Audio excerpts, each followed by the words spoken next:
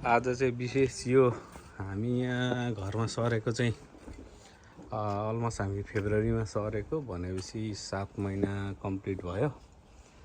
आमाले यहाँ 4टा आलुको दाना बिउ ल्याएर आउनु भएको थियो, यहाँ रोप्या थियो। अनि त्यहाँदेखि यो परको बोरामा पनि माटो हालेर यहाँ पनि रोप्या थियो। आज खन्यो। खन्ने दुःख गर्ने चाहिँ हाम्रो दिदी, हाम्रो दिदी चाहिँ काम गर्ने मान्छे, बिउ बोक्ने हाम्रो आमा। यहाँ पनि अब यहाँ सयपत्री फुलहरू के हामीले यहाँ रोपेका छौँ। आमाले 4टा दाना बोकेर आउनु भएको बिउ चाहिँ बिउको आलुको बिउको आलु चाहिँ आज यति फलेछ यहाँ।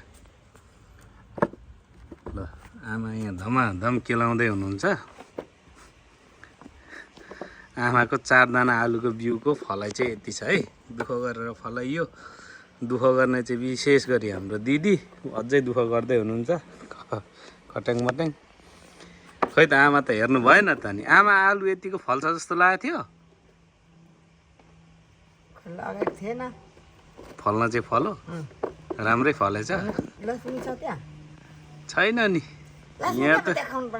अनि भिडियोमा हालिदिन्छु, देखिहाल्छ नि।